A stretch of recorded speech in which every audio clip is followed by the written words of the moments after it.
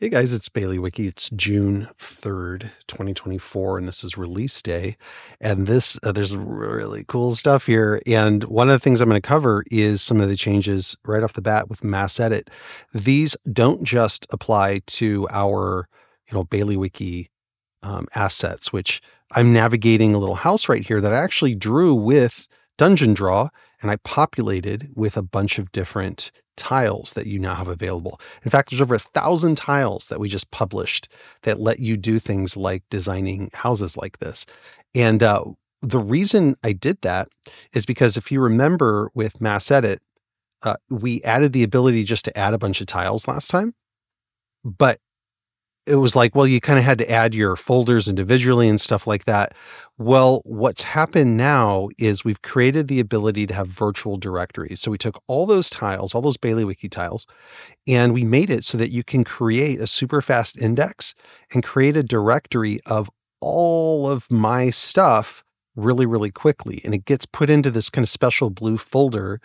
And so it kind of takes all these sort of just regular tiles, also works with sounds, and it puts them all in one searchable folder along with all the other presets and prefabs that you have. Okay, that's interesting all in and of itself, right? If you're just like looking through my thousands and thousands of tiles and you want to find stuff, it's great. Couple things about it. It does support tags, so you can see these are automatically tagged with Baileywiki. Uh, and so you can create your own tags. When you search, it'll search all the tags, not only in presets and prefabs, but through all of the virtual directory. But get this, it's not just Baileywiki stuff. Watch this. So I'm going to open up this new button, which opens up my indexer. And I've got this index already ready and built. Now, you don't have to build this when you update your Baileywiki stuff. Just update Mass Edit, all your Baileywiki modules, and then open up your world, and then all you have to do is just click generate index, and it will go by the defaults, and it'll index everything in your world. I think it defaults to your data and core folders, and it'll just index everything for you and make virtual directories out of it. I have mine set up just to filter for my stuff in this particular world. But when you run it, I already have my indexes built, and they're sitting in the module directories themselves. And so Mass Edit will just read my index, and it'll just serve up that for you. So my index includes all of my tags and everything else that you need. It excludes artwork that you really kind of don't need anymore because it's been kind of grandfathered into just older scenes. But so you don't have to worry about kind of setting your Baileywiki stuff up the way I have mine here. But what you do want to know is that you can alter it. So if you don't want to go with everything in your modules folder, you can do stuff like this. So I've got different modules installed, and I've got, for example, Michael Gelfi. You guys know we're big Michael Gelfi fans. I'm just going to select the Michael Gelfi module, select the directory. You can see it added to the list. But I also have in my user data, I have a folder called assets, right? So this is just what I call assets. And I have this Tom Kartos folder, and I've got thousands of tiles from Tom Kartos, which has some of the best stuff out there. And I'm going to select that directory as well. And it's going to index that top folder and all the subfolders underneath it, unless it finds things like the word thumb or thumbnail, or if there's a noscan.txt file in there, it'll skip that folder in its subdirectories. And you can also see I have some other toggles I can do with my index. But for right now, I've got Gelfi and Kartos. I'm going to click Generate Index. And that took about 15 seconds. And now, if I close this and open it back up again, and I go to, for example, let's just look at audio. I'm in audio right now. I see Baileywiki, but now I see Michael Gelfi Studios and all my Michael Gelfi ambiances. By the way, this is Michael Gelfi's free module, but I get all these ambiances and sound effects, right? And they're all searchable. And I can even force the search to say Michael Gelfi Studio. So I can use pound Michael, and it will look for tags. The pound just forces a tag search. If I just typed Michael, it would pick it up also. But this is just how you force a tag search. So you can say like, cavern Michael, and I'm going to find the Caverns of Horror and Caverns of Trials. And by the way, now if I double click this and I bring it out to the scene, it will make a beacon out of it. And I can just hold now the Alt button like I could with all of my other prefabs. I can change the size of the beacon, right? So now I can add that Cavern of Trial sound as an ambient sound to my scene, or if it's a sound effect, that kind of thing. Check this out. Let's go over to tiles now. I open up my directory. I look up my modules. I can see all the Baileywiki stuff in here, but then I have assets, and I have all my Tom Kartos assets. Pretty cool, right? So let's see what Tom Kartos has in here. Let's look up TC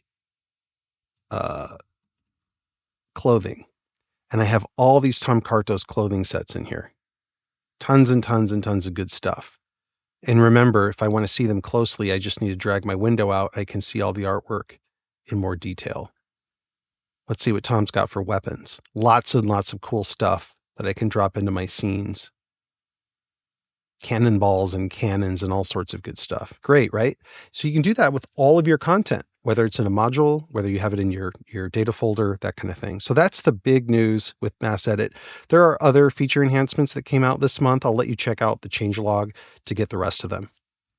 In the meantime, how you get everything, of course, it depends on what tier you're subscribed to, but if you want any of the 2D content or all the 2D content, you're just going to update everything that you've got that's Baileywiki related. That includes Mass Edit and includes nuts and bolts. There's actually new assets that have come with nuts and bolts. It's a free module.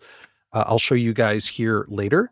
You can jump to the timestamp of just a quick tutorial on how I created this house, but you can now design your own homes and then you can drop stuff into them. So I actually included these textures that you see here for this Dungeondraft home. And when you, or Dungeon Draw home, excuse me, and when you open up Dungeon Draw, let's say I wanted to change, this room from this background to another one. Let's say I want to pick wood too. I pick my painter. I just need to kind of lasso this room and it changes the background to this different kind of wood. Cool, right? So I've given you these 4 just custom styles, but I also included I think there's dozens and dozens of possible wood and brick textures for you guys to use now inside of nuts and bolts. And you can just import them to Dungeon Draw as custom themes. So you have this import button and you can import these as custom themes. So I'll put a link to those themes in the video description as well. But then once you design your house, you can do things like putting a roof on it, right? So these are just roofs that come from my library. They're colorable, so I made them kind of this brownish color. But then all of these pieces inside are just tiles as well. So you just drop in tiles, you decorate it as you want. You can include drop shadows like you've seen now that Mass Edit supports drop shadows. And it's just really that easy. The other 2 things you need to do is I'd recommend just opening up Mass Edit and regenerating your index. You're going to want to do that anytime you have any kind of update to your content. Just regenerate your index, and that will give you all of the new stuff. There's a ton of new prefabs and other things. If you come in here to the All tab and you type in New, you'll see all the stuff. We've got all these new buildings, multi-floor buildings. We've got tons of brushes for furniture and furnishings and other things. Each of these brushes has dozens or maybe even 100 tiles underneath it that drive the brush. And then you can come all the way down here. And once you start seeing the blue, now you're in the index and you can see all the new stuff that came out this month from an assets perspective. It's all interior furnishings, furniture, candles, lots and lots of stuff. There's over 1,000 tiles. Usually I have 200 or 300 tiles with a particular release. This is over 1,000. So it's just tons and tons of stuff that's all tagged and searchable, and crates and other stuff, which we'll walk through here in just a second. You also get all of the new scenes. They're all in one compendium called Baileywiki 2D Scenes. If you're a premium subscriber, or if you're on any tier right now, you actually get all of the 3D scenes as well. So you can pick up the Baileywiki 3D scenes too, and you can see all of them.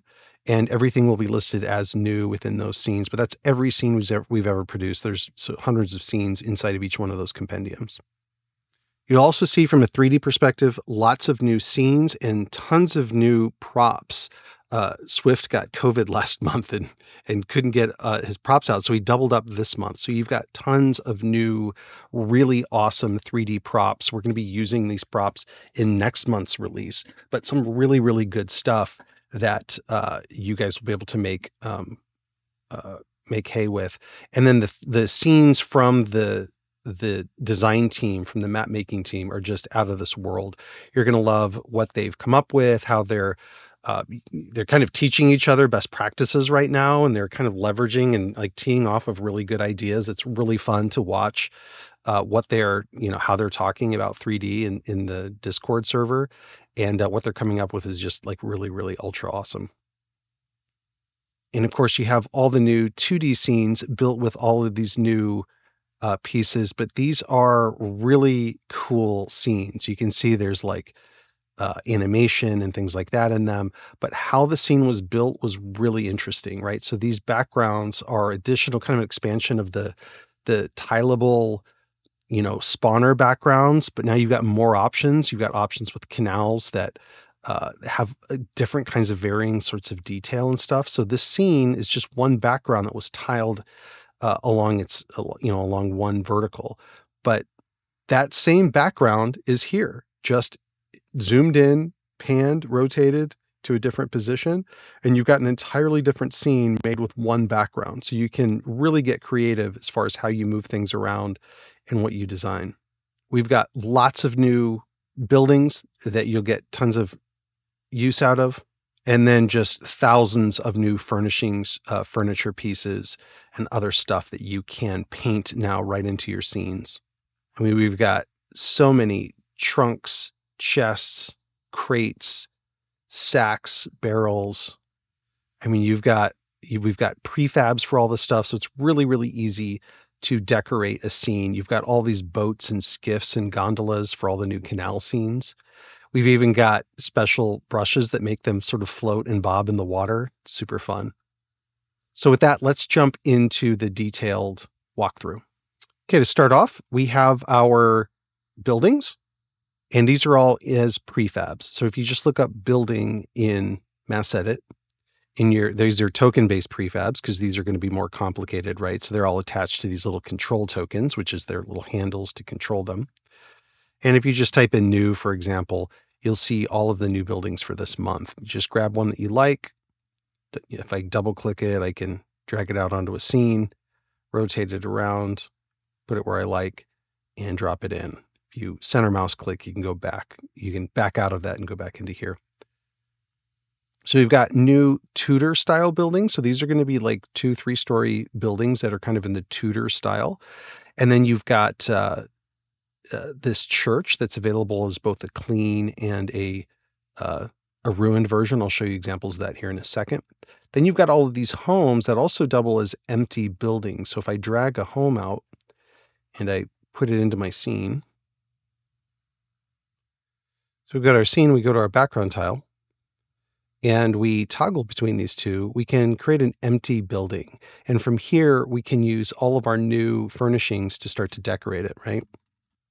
So we look up fireplace. We'll just look at the new ones. Grab the straight one here.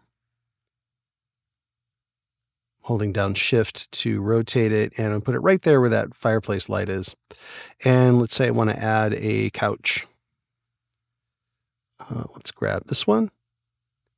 Can hold the Alt key and scale it up and down. Maybe hold down Control and put it at a slight angle. Holding down Shift lets me place it anywhere I want. And I've got a nice couch that I've just added. I can add drop shadows to any of these, of course. I've got a macro to add a drop shadow. There's a short drop shadow. And so you can add that, and you can add beds and all sorts of other stuff. Before we jump into the inventory release, this is the bottom level of all the Tudor buildings. You can see they've got like shops that are generic, so you can just put items on these shop shelves. You make the shop anything that you want. Here's some stables. You have different egress points. There's a ladder going up around the back. There's a staircase going up, and then down here from the stables, they can go up as well. They can get into like the kitchen. The kitchen itself is also available as an empty version, or the kitchen, the next floor is an empty version. This one drops in, same thing. You can just toggle it. It starts off as empty and you can make it furnished, that kind of thing. You can continue to drop more furnishings, objects, things of interest, plot hooks, things like that. The idea here is that you've got a kitchen with a tavern or an inn. Here's the main entry around this side. Players can make their way up the staircase. And then here they've got different bedrooms and, fireplaces, bathroom, things like that, right? So it's just a ready-made inn, ready to go. The others all have an empty version and then some kind of decorated version. You can see this version here. This is actually what I call like the haunted ale house. This is, full of cobwebs, used to be an ale house, now abandoned, but you can right-click it and you can clean it up pretty quickly, or you can make it empty and decorate it yourself, right? Go up to the next level, you've got more sort of abandoned ale house. This one just has an empty version. You need to decorate it. And then you have a third level up from there. You've got something nefarious going on, some kind of torture and, some lights and maybe some cultish activity, that kind of thing. Same thing here, sort of an empty shop, a little bit more rustic. You've got a trap door going down. You can link this to anywhere that you want. You've got different egress points with a home at the bottom level. And then you've got, the kitchen and tavern levels up here. Here's kind of the main entrance to the tavern up above. And then you've got your rooms above that. Next, we have all of our furnishings. So this is going to be bathroom, kitchen, dining room, lighting, beds, right? Bathtubs, lots of different kinds of books that you can drop in, including lecterns, books that are on a shelf, mirrors, countertops.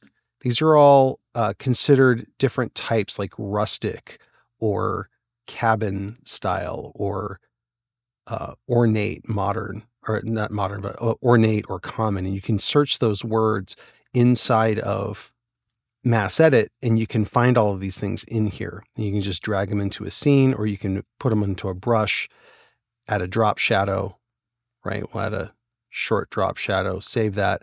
Now we can drop these things into a scene and they'll actually come with a drop shadow added to them. There's lots of things that look like this, for example, is a shelf. You can put this up high, but it can also be a bench. So some things double as other stuff. You can search for them under both names and it'll surface under your search for lots of different kinds of benches that you can also use as shelves. Lots of runners as well. These go great on tables. We also have the addition of window overlays. These are super cool. I'll show you here in some design sessions how you can drop these into like a building that you draw with Dungeondraft. So you can actually create, these are like composites of windows. You just drop them right onto a wall. They overlap the wall artwork and they create a window. These are colorable because they're red, by the way. And you can have these different kinds of windows just hanging off, and it makes it really easy to design homes and buildings within Foundry using the Dungeondraft module. We've got lots of stuff for the kitchen, pots and pans. We've got dishes that come in different varieties. So these are all sort of what I would call common, and then you get into more of the ornate. Right, so these are nice dishes, and they're in descending order of sort of being made place settings, and then in more and more messy, people have used it. So you have an option when you're designing to quickly throw down a bunch of wood and metal plates in different states of disarray. Or if you want to set your tables, you've got these nice ones, and then they get progressively more used. That's how you use these. I've created brushes with these as well. So if you look up brush and dish, you can see I've got common dishes, ornate dishes, and then pots and pans. If I grab this, create a brush out of it, and then I randomize it, let's get rid of our drop shadow because you don't really need drop shadows under plates. Now I can start to place these around. It'll randomize them. Or if I like one, I can just freeze it right there, and I can use the same one. But that's how you quickly set a table just using the different kinds of brushes available to you. Same thing for the centerpieces. There's brushes for these as well. This is just for dropping in the middle of a table, so it looks like it's made up. We've got ovens and fireplaces. A really good trick is to use multi-phase tiles, be able to toggle this on and off as far as hot or not hot. All of your different fireplaces, including firewood. These are fireplace pieces that go underneath your fireplace. So if I put this down a level, I can create, sort of a, I can put like firewood in there if I want it to be visible, that kind of thing. Same thing with these. They're just meant to augment your fireplaces if you want to bring them out and make something visible. Different kinds of ovens. This oven piece really just plugs in like as an overlay in case you want this to be sort of the mouth of an open oven. You can use that way. Starting with some of the furniture, here's all the shelves, cupboards, cabinets. They drop in super easy. Different styles from rustic to cabin. You've got a netted one here, so you can really create different kinds of environments. Different types of candles, lit and unlit. These are the unlit ones. You've got colorable versions, the lit ones, of course. You've got salt lamps too. These are fun. These are colorable. And then lots and lots of beds. You're going to see in next month's release, I'm going to give you the components that made these beds. It's going to be another 1,000+ tiles. But for right now, I'm giving you the beds that are either very simple or they're made up, right? And they're, again, common metal. These are ornate beds. These are going to be more like rustic beds. Really easy to drop into a scene. And there are brushes for all of these beds. So if you just say brush, bed, you can see all the single common beds, the single metal beds. You can double these up. So maybe I want to use common metal, and maybe that's it. I can right click, add it to a brush, give it a drop shadow, short drop shadow, save it. And let's get rid of the lock so we can randomize them. Now I can place these around, right? I can spam a scene and it just creates instant variability. Or again, I can just lock them and just place the same bed everywhere. Super easy. And I do give you some colorable pillows and cushions. These are great for changing the color of things, dropping pillows in, giving them any color that you want. You can create ottomans and other things out of these colorable cushions as well. Then we have all the new furniture. This is going to mostly be tables, chairs, sofas, ottomans, tables and chairs of different varieties. Some of them double as cabinets or wardrobes. Here's display cabinets. Lots and lots of different chairs for you to pick from now. Stools. These are all available as brushes as well. So if you just look up brush chair, add that to a brush. We've still got all of our settings from before. We can then add chairs to a scene. It can randomize those chairs. Makes it really easy to build tavern scenes and stuff like that. Some colorable versions. We've got special types of ottomans. These are kind of more like cribs. These are more ottomans where you can just drop in. They come with lots of little detail. Your sofas, new desks, and lots of tables, some covered furniture, all searchable really easily inside of Mass Edit. And last but not least is storage. I gave you a preview at the onset here, but it's so easy now to add clutter. So we've got different kinds of brushes. So if we look up brush storage, you can see we've got chests, metal chests, metal cages. We've got barrels. We've got gold and silver like treasure chests. We've got trunks, crates. We've got the storage prefabs. We've got the sacks. You can literally grab all of these, right click it, add it to a brush. And now we can randomly place clutter around a scene, right? We can change its rotation in super fast ways of creating clutter around a dungeon or really any scene that you're in. And if you don't like it, you just hold down Control Shift and you can rotate your mouse wheel and it'll show you other options, kind of the next option in the list. It really helps you randomize things and make them look more interesting rather than picking the same objects all the time. And then of course you've got the boats. So if we look up brush and boat, we'll find that we have the regular brush and boat, and then we have the one that comes with its effects. So let's make a brush out of this.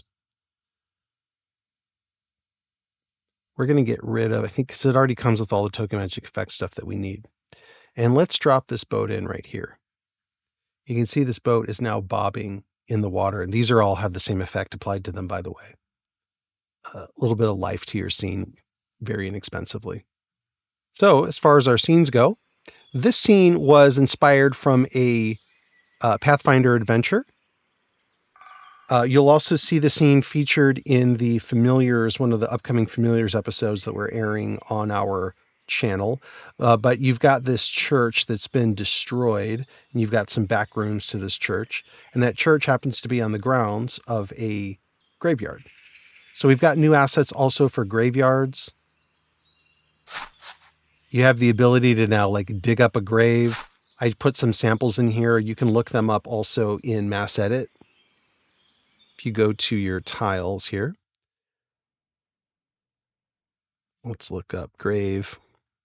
You have a working grave, right? So if you drag this out, it comes with two pieces. This is multi-face tile enabled, so you can change the shape of your grave. But if you click it, it's matte enabled, and it will appear and give you that little digging sound. This also is matte enabled. When you click on it, it just gives you a generic who lies here, right? The idea is this is invisible tile, but it gets placed on top of a headstone so your players can interact with the headstone. If you want to change it, just open it up, go to your triggers, actions, and you can change the message for what gets displayed right here in the scrolling text, right? And the way it works is anyone can click on it and the scrolling text will appear for them. If you like the map, but you don't want the church, here's just a regular graveyard map, super useful for any kind of campaign that you guys might find yourselves in. And I've included some of those interactive elements from before here.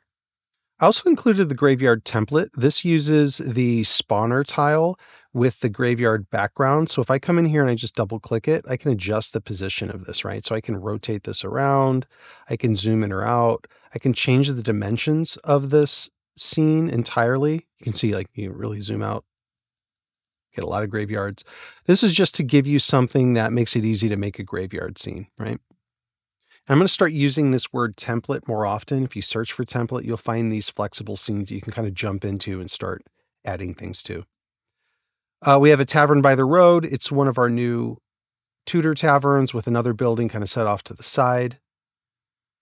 And it's got one of our matte signs where you can click it and you can see what this tavern is called. You can come in here and change that using Monk's Active Tiles. Our village bridge scenes use this new overlay. It's another kind of spawner overlay. If I double click it, I can see some other options for overlays in here. Right, so there's the one I'm looking at right now. Here's the one with the canals. And I just changed it around. And then once I found a configuration I liked with this bridge kind of through the middle here, that's where I dropped in all of my other pieces. So you've got some towers and other things that you can explore, have a battle, that kind of thing. Same background, different configuration, different choices. Here's a template. This one's just using the spawner background, which you can change around, but I just chose one that I think was pretty flexible and easy to use. And I just gave you other options. Same background, different configuration, different dimensions to the scene. Just more templates for you to play with. This one is long, so you can see that it does tile across. So you can set up different buildings in here to, basically make something that looks like maybe a river running through a scene. Then we have our various canal scenes.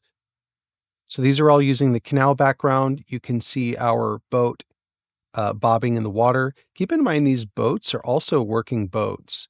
So they actually use the writable module. So you can have a player walk onto the boat and then you as the GM can disembark them. So if the GM double clicks the boat, you'll get a dialogue to disembark. Let me show you what I mean. Got my player, and if my player enters the boat, you might have to adjust after they enter where they actually sit. Now my boat can move around and my tokens will all go with it. When I'm ready to disembark, I go back to my tokens layer, double click it, disembark all tokens. Yes, that will free these tokens to be able to now get off the boat and walk around. There's other ways you can configure boats, but this is just one that you might appreciate out of the box. Other things we've got is the light that gives you the subtle animation. This looks really good at night as well.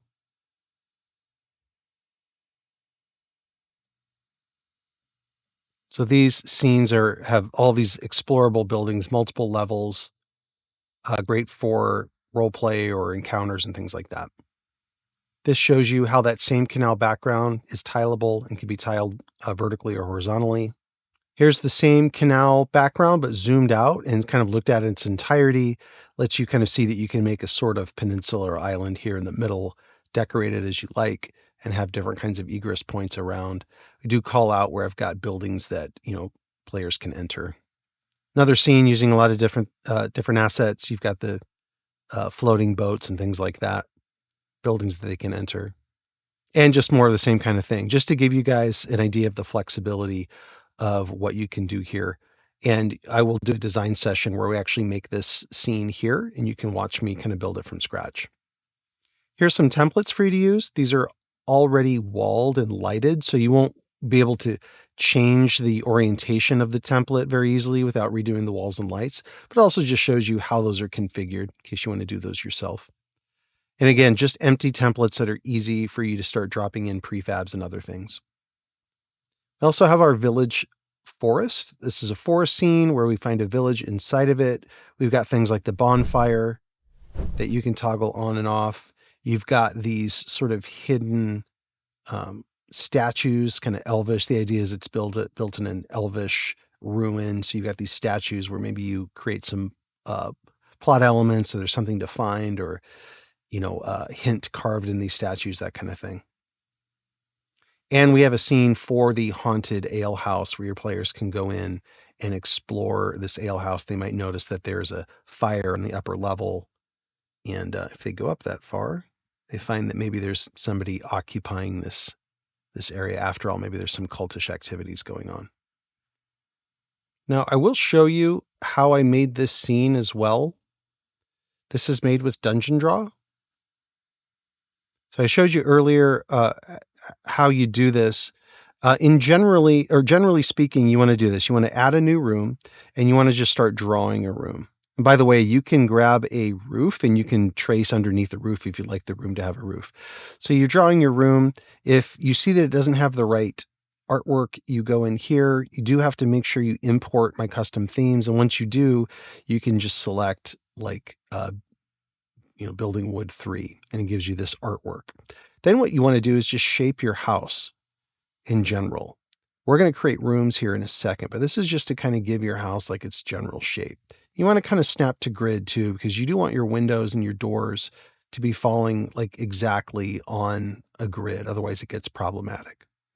So, maybe we want to create like a kind of a circular piece here, right? And then let's say we want to change some of the styles of these rooms. First of all, I'm going to paint this whole thing, make sure it's all one style. And then I'm going to come into my painter. I'll grab this, and then let's make some walls actually before we do anything else. So we're going to enter here, and let's say we want a wall, like a room over here, and maybe we'll create a little tiny room out of this, right? So now we've got our walls. Now we come back to our painter and we can change the aesthetic of some of these rooms. So I'm just going to like lasso around this area, and it's going to give me this different kind of wood. And then maybe for another room, I want to use the brick. We'll just make this like a little, I don't know, maybe this is a bathroom or something, right? It gives me a brick background. You draw your walls, or your doors, excuse me. Put a door in here. Put one in there. And then we don't like these doors. So what we're going to do is jump into our mass edit. Oh, we're going to go to our tile search, and we're going to look up door brush. And we have all these door brushes. So let's pick this light door brush. We'll add it to our brush. We're going to drop these in as overhead tiles that are kind of persistent. And you can see my door here. I'm going to drop it in. And let's drop one in here and another one in there. I just want to show you really quick. It is randomizing these. Actually, it did randomize these. Let's say, so you can see that this is just a side door. It's only got a frame on one side. This is two sides. That's one side. So they are all self-contained. So if I drop this one in here, and I'll drop another one in here. Let's say that I wanted a single door. They're also here with multi face tiles. You can just right click it and change it to another option. So you can have double doors, things like that. And that gives us our doors for the most part. And then we want to come back into Dungeon Draw and draw some walls or some windows, excuse me. So let's put a window in here and there. Put a window here, kind of between two squares. It's fine. And to make a window on a round edge, I've noticed it's kind of difficult. So what I do is I make a like a square room just here. I kind of pop that out a little bit. Let's see if we can make a window on this. Check our walls. Yep, our windows look like they're working. You want to check and make sure everything's working right. Yep, looks pretty good. And let's add some lighting. I've got some mass edit lighting that I like. In fact, I'm going to do, I've got this fireplace. Let's use this. This actually comes with sound. If I double click it, drag it out, I'm going to end up putting a fireplace, I don't know, maybe right here. No, let's put it right here in this corner. So we'll just stick that there for right now. And let's do torch glow. Shrink it down in size just a little bit. Looks good. I'm going to hit Shift D, shrink this down in size as well. Kind of want to make that nice and cozy. Let's test it out with our player. Oh, well, let's actually drop in our fireplace and just show you how to. Let's look up our new fireplaces. Like this one, rotate it around, kind of get it to the spot where we think the fire will be shining out of it. I'm going to change the size just a bit and drop it in. There, we've got a nice little fireplace. That's how you drop all the other things into the scene as well. So let's grab our player, put them in the scene. Let's drop our lighting down.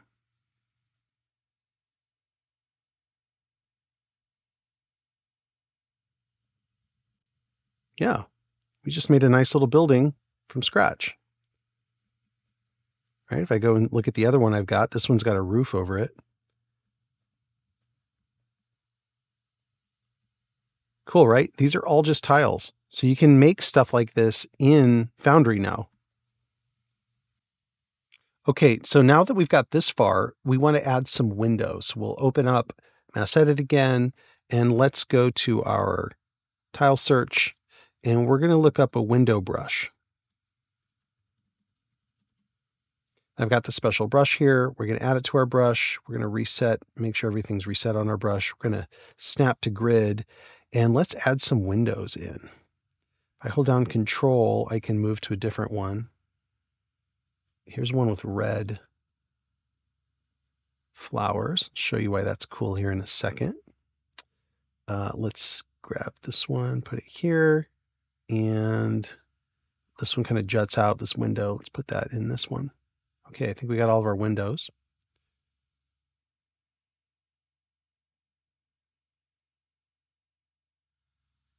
And for this one here, let's color, since these are red,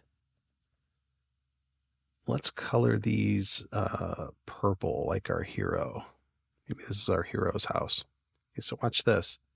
Go into our house, we can see our windows have all this artwork that was super easy to add. And they're working because we just drew them with Dungeon Draw. Dungeon Draw made our windows open like this. But that's how you quickly build a base. Now, of course, we can add decor to the inside, but let's maybe add a roof here also. Let's grab one of our roof tiles. We'll grab this one. Actually, before I pull that out, let's turn on levels. We'll drag this out here. Let's move this up to the top. Let's change its artwork, and let's change from always visible to fade. I'll show you why I'm doing that here in a second. We'll shrink it down so it's roughly the size of that turret room. And then let's look up roof colorable and find a roof that we like here in this group. I'm going to hold down Alt and resize it. Hold down Shift so I can put it exactly where I want it. That looks pretty good. And let's unhide that. I think that might be something that Mass Edit's doing. Could be wrong. Oh, let's get this on the top of it. Okay. And let's make these occlude each other. So I'm going to hit Shift E with them both selected. Go to overhead. I'm going to call this roof let's call it 456. And I want them to occlude each other. So they're both going to be link sources with this code. And then let's color these while we're here. Let's go a little bit more brown. Yeah, that looks good. All right, let's see what we've got. Looks good from the outside. And from the inside, everything occludes. Pretty good. We've got our little house that we just made directly in Foundry, all working, all with pretty good textures and things. And of course, if we decorate it, we'll get something like this. Right? Tables and chairs, fireplaces, works good. So that's how you do it. That's how you use all the stuff, how it all comes together. Hopefully that helps. So with that, let's jump into the 3D stuff from Swift. Hi guys, Swift here again for the 3D update. Before I get started, just a reminder for everyone that the map making competition is running for all of June. It ends at the start of July, so there's still plenty of time to get some maps together for that.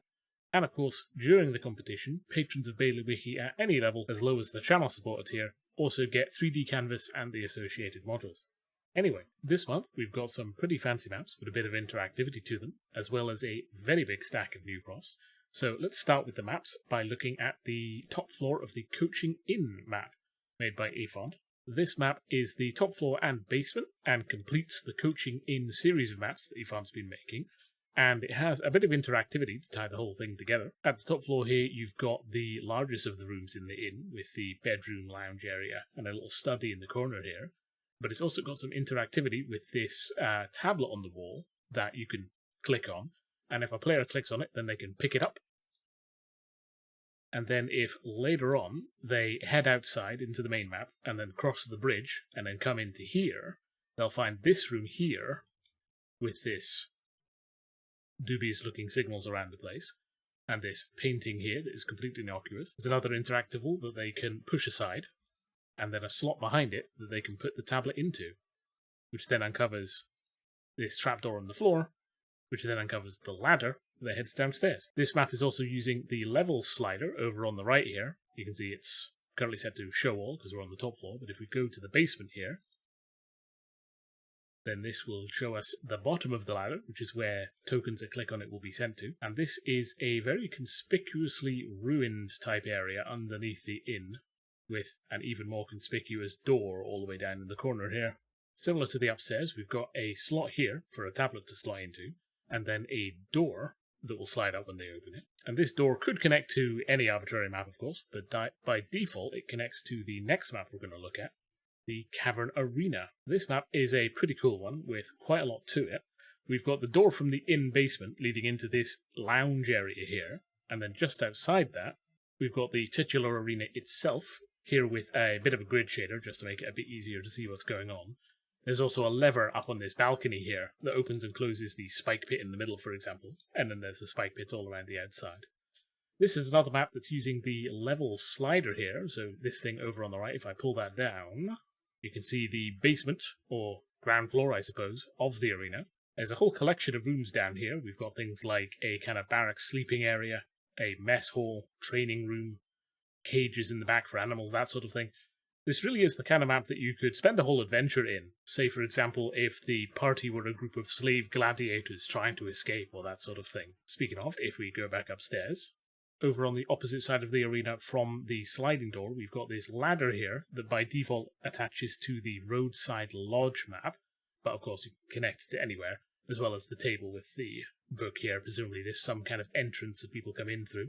or escape via. But overall, another really detailed map from Efant.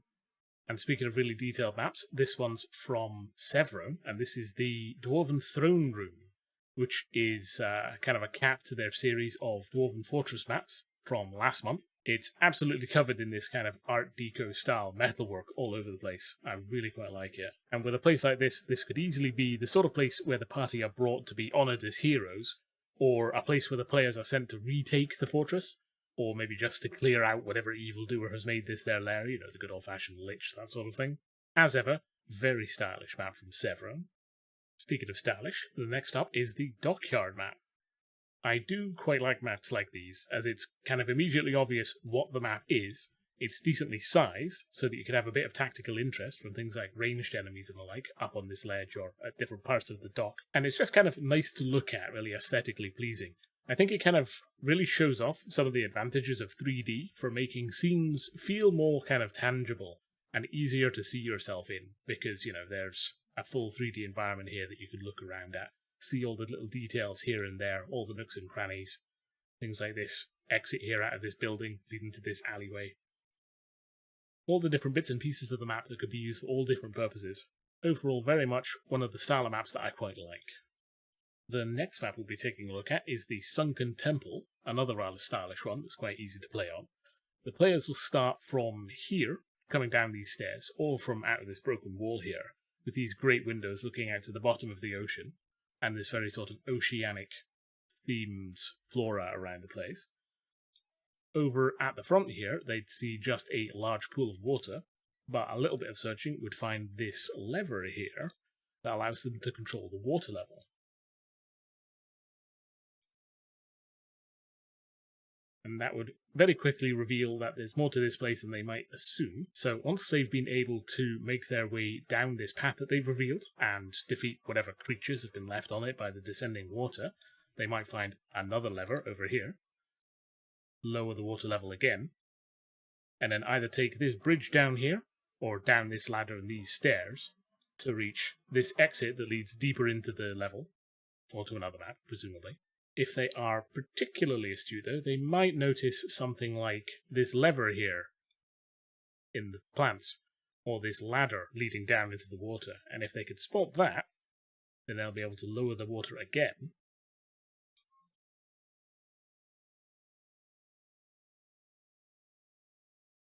And what that does is uncover these stepping stones down here that lead to a treasure chest.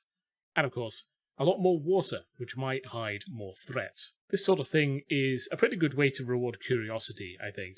I like to try and implement this sort of thing in the maps that I make, because it's just kind of good to get players thinking about the map and thinking about how or where things might be hidden to get them to pay closer attention to it. I think that's a really good way to do that. There's also a version of this temple map without the changeable water level for simplicity. And as well as the levers here on the map, you can also simply click on the water and it will rise and lower because it is technically just a sliding door. So if you want to, say, chase the players out with a rising water level, that is also completely doable. You might want to slow it down because that's pretty quick, but it is definitely something you can do just by tweaking the speed on the water there, which you would do just by opening it up in the editor there, going into Vision, and then changing the door animation duration to something with a few more zeros. Anyway, there's also going to be a few maps from Violet coming this month. I don't have them quite yet, but look forward to seeing those in the compendium. For now, let's have a look at the props we've got for this month. So last month, I managed to go and catch myself COVID somehow, so I ended up not putting out an inventory scene last month. So this month, now that I'm sort of recovered, I figured I should make an extra large collection of props, just to kind of make up the difference here. So we've got a very large collection on this map, and then I've got another map with another collection of props for all of your Underdark cave kind of needs. So, as you might be able to tell by the fact that you can barely see the grid, these map pieces are quite large. They're intended to be used, a lot of them, as the map itself, rather than as decoration for a map. Like, for example, these very large pieces are almost entirely flat, and you can basically build things on top of these, or just connect them together to make very large platforms. or flat cave floors. And then you've got things like these vertical rock pieces here that can be used to kind of surround them and fill out a cave wall. Or these curved pieces here to kind of give the impression of a cave that's coming up overhead without necessarily blocking the player's view. And then, of course, things like this pillar here that you can put in the middle of large areas just to kind of imply a ceiling, even if you're not necessarily placing one there. To go with these, we've also got a great many variously shaped rocks that can be used to fill in gaps and that sort of thing, because you'll always find you'll have little bits where you need to put a bit of rock here and there. And then stairs and smaller platforms for making things like bridges or just flatter areas in a cave where you can then place things or have encounters or that sort of thing. To match up with these stairs, we've also got some ramped rocks over here. These ones are sloped, so you should just be able to slap them in and then have people move up and down. And then, of course, the smaller rocks here and there, just for kind of filling in the gaps and decorating the bits and pieces here. Down towards the front, we've got bits of foliage. Some of them are very, very small, as you can probably guess. Those would mainly be for very small detailed areas where the players are going to be paying a lot of attention. Other than that, we've got the much larger pieces that you can scatter around the place for a bit of extra colour. And then we've also got these slim trees over here, which are likewise kind of difficult to see from a distance, but they do add a little bit of colour to the place. Speaking of colour, we've also got various crystal deposits. These ones are pretty kind of pale, so they can be recoloured fairly easily. And they're also mostly designed to go well with lights. So if you put these on, say, the wall or ceiling of a cave, and then put a light next to them that's coloured, they should catch the light really well and kind of look like a kind of nice, magical, glowing crystal with the colour depending on what light you put on. In addition to those, we've also obviously got yet more rocks of various flat pieces to go in all sorts of nooks and crannies, as well as a collection of stalagmites and stalactites just for kind of decorating the cave bits for places that aren't really appropriate for, say, flora or fauna, or if you just need, like, little bits and pieces to decorate the path that the players are following. Overall, though, this is a rather large collection of assets. Don't feel like you need to use all of these for any one map, but I would imagine that you'd find a use for at least some of these on pretty much any map, since, well, rocks are one of those things that are basically everywhere. I was going to put all of the props on one map, but this one was already getting a little bit large. This map, for instance, is already 150 by 150, so I thought probably just a bit easier to split it up. So let's go have a look at the other set. So this next collection is for all of the artificial or man-made or perhaps drow-made stuff, which is another thing that you could probably find a use for in almost any scene. Let's start right at the back with this line of buildings here. These ones are sort of Underdarky sort of style, and these ones have interiors. They're a great candidate for use of the clipping shader, like I've set this one up as an example here. If I grab Targo and slide him in, you'll see that I've set the clipping shader up so that it clips off the upper part of the house, and we can use the interior, including the staircase, for instance. So if I move Targo up the stairs, I can then, oops, I said up the stairs, not under them. I can then get him up onto the first floor, and then move around inside. So you could set up an encounter inside these buildings, for instance. Anyway, we've got various shapes and sizes of these buildings, with various doors and windows and entryways. And as we go along, they get kind of more and more into states of disrepair, like ones with walls missing, ones with pieces of their floor missing. And then as we go on, we start to get ones that are actually just straight up collapsing because they're missing big chunks of them.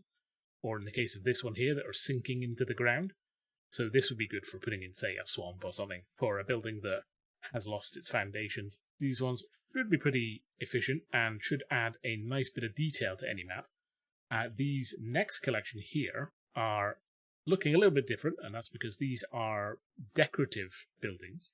These don't have interiors, and they've also got these extra kind of building pieces that you can just slap onto them. Like, for instance, if I grab this here and then just stick it onto the side of this building here, then you've got a pretty believable, differently shaped house. So that's the idea of what you do with all these. And then because they don't have interiors and because they're quite simple, they're really efficient. So you could put quite a lot of them into the background of a map and make a place really look like a busy town or an abandoned village or that sort of thing, without bogging down your scene with too many high detail objects sort of thing. And then beyond these houses, we've got various ruin pieces. These are styled to kind of match the cave pieces from that last scene we were just looking at. So they've got a matching colour and sort of underdarky aesthetic to them. Like we've got some pillars over here that are very spiky and they've got braziers on them and that sort of thing. Or various statues of pointy-eared types. Anyway, back up a bit, we've got various pieces of wall in various states of collapse.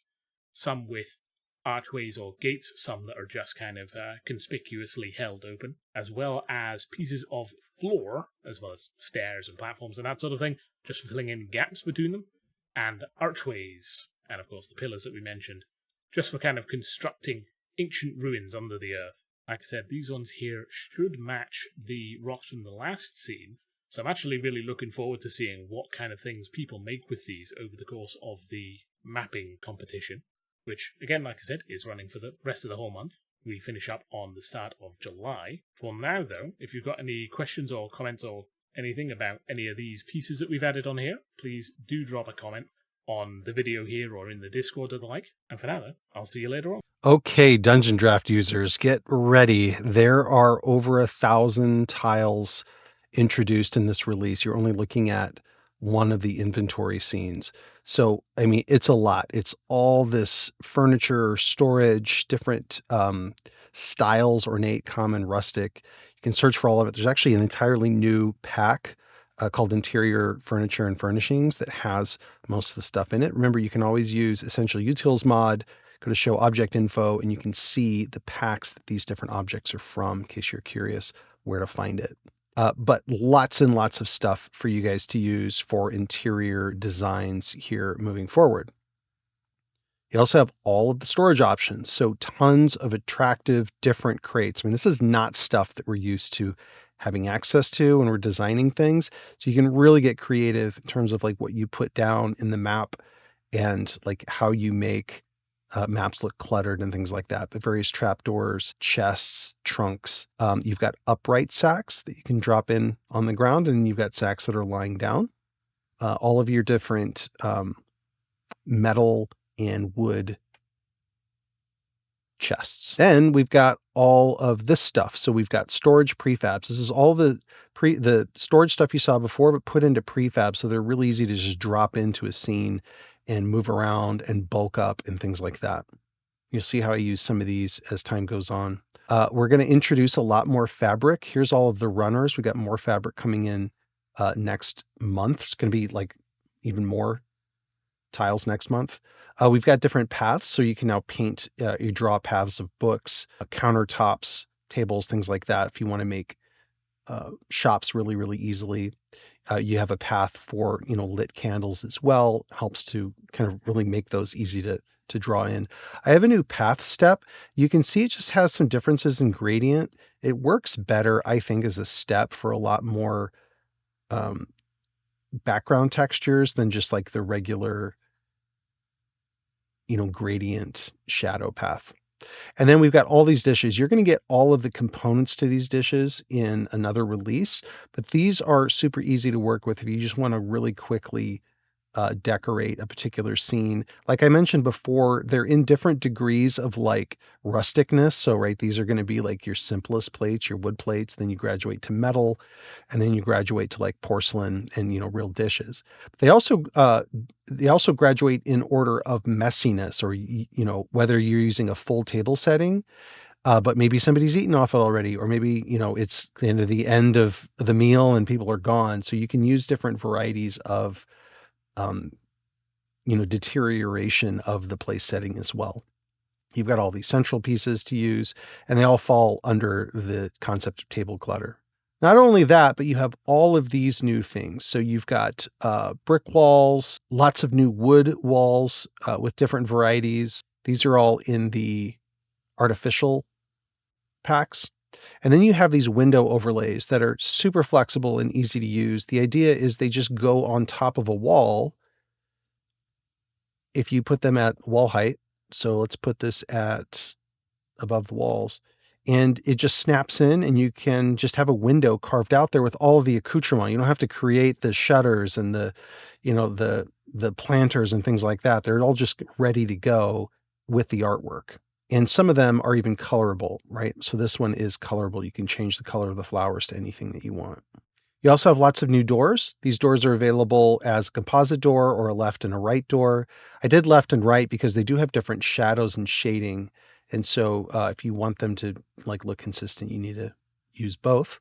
You also have different brick patterns, artificial patterns. We've got new marble patterns, lots and lots of stuff to help decorate the scene. And then because I did the graveyard, I also included a bunch of the gravestones. And then we've got a bunch of new wood patterns as well. These are really attractive, and you put them at different angles and stuff, and you can see how I use them in some of the sample scenes. With that, we get into the scenes themselves, or the assets themselves. Here's all the blank buildings that went into the release. Here's those same buildings with decorations applied. These are all the new assets from the new release. Then we get into these Tudor style buildings. These are much more complicated buildings. They're multiple levels, but you can come in here and see how these came together, reverse engineer them, alter them, customize them. But these are all, there's like dressed and undressed versions of these levels. Then you get into level 2, right? And you can compare how these were built against level 1. So you can see them both together. Here's level 3, different versions of level 3. Then you get into the roofs. So how I built some of the roofs and then carved these out as their own assets there. They all went into the new release. This just shows you other overlay pieces and things that I built to support the release. Here's our church. You can come in here and reverse engineer this. You also have a whole version of the church. Here's the background that I created. I created this along with the church as an overlay to really kind of line everything up. The different kind of roofs and other things that go into to creating the full composite prefab.